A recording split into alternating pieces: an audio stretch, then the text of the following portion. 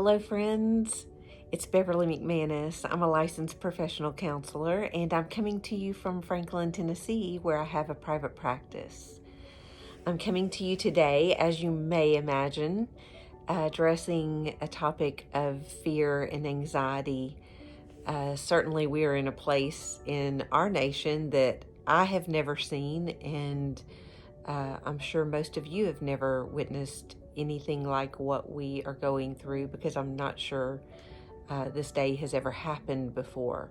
So it's a new day, new challenges, and with that comes a lot of fear and anxiety.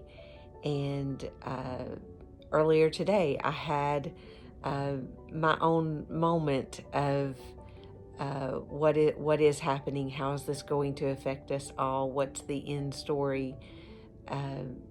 So I know that with the bombardment of information, often what happens is we experience fear and anxiety. I wanted to talk initially a little bit about the difference of fear and anxiety so that maybe it'll be a little psychoeducational for you.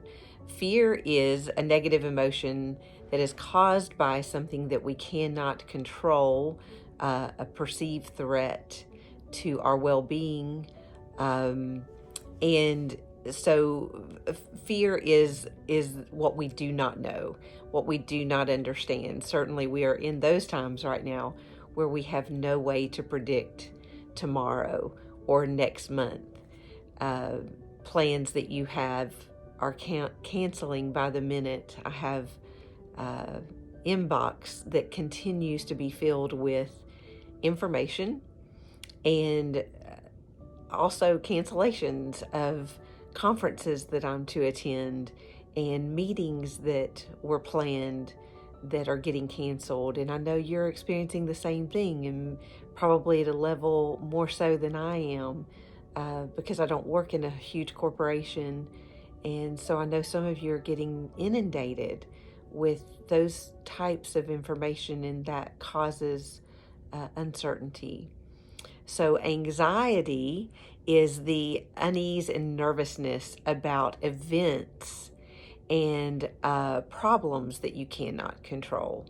Anxiety tends to be about the circumstances, and it causes a nervousness and unease in our system. Worry is it tends to be a constant concern. Worry, we all know that person who worries about everything, and we're all trying not to be that person right now, aren't we? We're all trying uh, not to be the worrier, but worry turns into anxiety, and then anxiety turns into fear, and fear paralyzes us. So what we want to do today is educate about some ways that we don't fall in that trap, that we don't fall in the trap of being overwhelmed by fear and anxiety. Fear, anxiety, and worry are all the same emotion. They just affect us at different levels. Isaiah 41:10 says, "Do not fear, for I am with you." And what brought me back today, whenever I started experiencing my anxiety, what brought me back was grounding in what I know. And what I know is that God is here in this moment. What I know is that He has not abandoned us here. What I know is that He is our comfort, and He speaks peace into every circumstance. What I know is that He is not taken aback, and He is not surprised right now. What I know is that He has a plan for the pain and the suffering that you're experiencing right now, whether it's regarding the virus that we're all braced for, or whether it's about grief or job loss or anything else in your life that's causing you pain, anxiety, worry, confusion. God is in the middle of that circumstance, and He will speak peace to your heart. Peace is what we seek right now, and the only source for peace is God. in your relationship with God. There is no peace outside of your relationship with God. You can't find it in a book. You can't find it in another relationship. You can't find it in your job. You can't find it in a position. There's no other source for peace but your relationship with God. And so it makes me think in times like this, what are we to learn? Because in every circumstance that affects us, especially negatively, I believe there's a lesson to learn. And what if what we are supposed to be learning right now is dependence on God and understanding His role in our life and He being our ultimate provider? We get really self-sufficient. We get really independent. We get really busy even doing God's work. We get really busy doing our ministry, doing our job, making sure our children are well behaved and making sure they're getting the lessons that they should get. We get really busy doing good things. It's not bad things. But in that busyness, sometimes we get really self-sufficient. And what if what we're supposed to learn from all of this is that we really, really do depend on God? That we are not so sufficient that we don't depend on that relationship. And what if knocking all the props out from under us, as uneasy as that feels, as unsafe as that feels, as foreign as that feels, what if by doing that, we are learning, sorry, my battery's going down, we are learning to depend on God? What if we are learning in the course of this horrible crisis that we're all experiencing, what if we're learning to depend on God more and more? Studies indicate that worry and fear wears down your immune system. And now is not the time for your immune system to be broken. Now is not the time for you not to be resilient health-wise. And what if there are things that we can do to be more resilient mentally and physically? And I believe there are some things that we can do. I believe there are some things that you can do for yourself, you can do for your physical health, and that will have a direct impact on your mental health. I believe that there are some boundaries that we can put in place regarding limiting our media intake, limiting the information overload. I don't know about you, but it doesn't matter if I get online, I check my email, turn on the TV, no matter what I do, it's right there. And as I said a few days ago, if we used all of that airspace for helping to prevent mental illness and suicide and divorce and tragedy, it would be so beautiful and we would save so many lives. I'm not in charge of that, so I don't get to make that decision. But one thing I know is that history is a great predictor for the future. And right now, in this time where we are anxious, nervous, concerned, worried, now is a great time to look back. Look back over your life, some trauma, difficulty, relationship circumstance, difficulty with a child, job loss, losing a parent, losing a child. Whatever the most difficult circumstances in your life have been, look back over your life and remember that you made it. It was difficult, it was dark, it was overwhelming, but you made it. God carried you. He brought you through days and weeks and months that you had no idea if you were going to make it or not. You did. And right now you may think, I don't know how we'll do this. How can we make it? How will we survive? What will we do? You will make it. And history is a great predictor of that, because you will depend on God and you will get your peace from the source that gives us the most beautiful peace imaginable. And that's how I know you will make it. That's how I know you'll make it. Courage doesn't mean that we don't have fear. It means that we don't allow fear to control us. We don't allow fear to manage our thoughts, to seep into every decision, to seep into every thought that we have.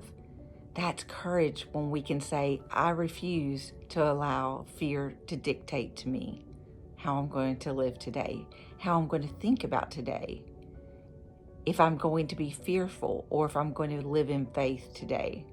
Sometimes uncertainty has a way of clearing the path in our life, knocking out from under us the props that stabilize us, the props that tell us who we are, what our life is, and what value it has. And we depend on those props maybe a little too much. Maybe we allow those props to become part of our stability and part of our purpose. And could it be that God is knocking some of those props out from under us so our dependence on Him is vivid and clear and sure? Could it be that in the midst of the chaos, His purpose for the chaos is that you depend on Him even more than you did yesterday or last week or last year? I think it's fair for us to take a step back. Look at how much we're intaking. If constantly your brain is absorbing negativity, cancellations, lack of, and I know we've probably made some jokes about not being able to get supplies and not being able to get household goods, and I've been so guilty of doing the same, because if you don't laugh about it, you might cry about it. Some of that comes from our need to manage the heaviness that we feel right now, the despair that is being projected out right now. I'm here to tell you that God's voice to us is not full of despair. His voice in our life is not filled with fear. His voice in our life is peace-filled, life-giving. And we need to lean into that a little bit, and maybe a whole lot. And we need to rest in His Word. To do that, you need to read it. To do that, you should open it. Soak in the Word of God. Read it and make it personal. Read it and remember that His Word is sure. Everything can pass away, but God's Word is certain. It's not going anywhere. His love for you hasn't changed. His mercy extended to you isn't going anywhere. And His faithfulness endures forever. And His mercies are new every morning. So when you wake up in the morning, you get a whole new batch. I also would like for you to do some things for yourself that may be calming for you or relaxing for you. So these may be really practical things, but it's things that will be maybe a coping mechanism for you going into the next few days or weeks, where we could be doing virtual work and maybe doing virtual school with our children, and we don't know. we don't know what today or tomorrow is going to look like, and we are resting in the promises that God is there with us. But I would like to provide some reminders of things that are helpful in times of stress overload. And so what is calming to you? Is it music? Is it writing? Is it reading? Is it painting? Is it walking? Maybe taking a bubble bath? What feels calming to you? Those are things that you should be doing more of. We might call that self-care, and that's good. We should be doing that. Number one, when we take care of ourselves, part of that is our nutrition, which is valuable for our immune system, and we need a really healthy immune system right now. And that's why I'm speaking against fear and worry and anxiety, because those attack our immune system, as we said earlier. Make sure you're resting. Make sure you're resting. You know what to do. 8 hours a day is what our body needs to function well and to protect our immune system. The routine in your home may be completely disrupted, and it may be totally different than what it's ever been before. Within that, create a routine. Within that chaotic new routine, create a routine that feels comfortable for you and that you can predict. Because if everything feels like chaos, our anxiety level tends to follow that trend. And then, make sure you're doing what every one of the doctors I've seen interviewed says, to make sure you are washing your hands, and I would add taking some extra vitamins. Washing hands is something that I really haven't changed that a bit, because I'm always one to be extra careful with washing of the hands. So please do that and teach your children to do that. I may do another one of these interviews or these videos for children and help you a little bit with how to speak with your children regarding such monstrous, overwhelming topics that can be fear-inducing for them as well. But sometimes in life we avoid circumstances that God may be wanting to use to create and grow things in our heart that no other circumstance could create for us. So this may be one of the times, even in those circumstances that we don't understand and we don't comprehend, He can still be shaping our hearts with faith and love and peace and understanding, even in the moments that make no sense at all. So decide your stance, faith or fear. What's your stance going to be? Faith or fear? You have the mental capability of making that choice and then backing it up with your actions. Make that choice. Am I going to live in fear, doubt, concern, anger, frustration, worry? Am I going to live there? Because that's easy to do. Inundated with all the information, we're wired for negativity. So that's easy to do. Or am I going to live in faith? And that means infusing my heart, infusing my mind with the good news. Reading God's word, anchoring in a scripture. Let that scripture be your guide through the next few days and weeks. Find a scripture that really resonates with you and reminds you that God is present. He's an ever-present help in the time of trouble, and that He is not going to abandon you in this place, and He is not going to leave you, and that He has a plan for your future, for your family's future. Whatever verse that is, make sure that you post it, you memorize it, you rehearse it, start the day with it, and let's decide to live in faith. Let's decide not to let fear be our guide right now or ever, but right now is where we need to focus.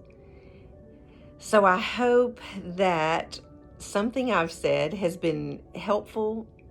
I hope that you can remember by looking back that God has always been faithful, that you've been through difficult things before and you're still standing.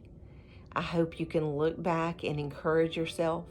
I hope you can find some things that bring you some peace, and you can do some things that are relaxing and calming, that help you manage some of the fear and anxiety that you could be experiencing. And if you have questions or topics that you want me to cover, please feel free to send me a message, and I will be happy to do some videos. I want to make sure that you have a place to come to in this time to get some answers and some faith-based thoughts that will anchor us and guide us going forward.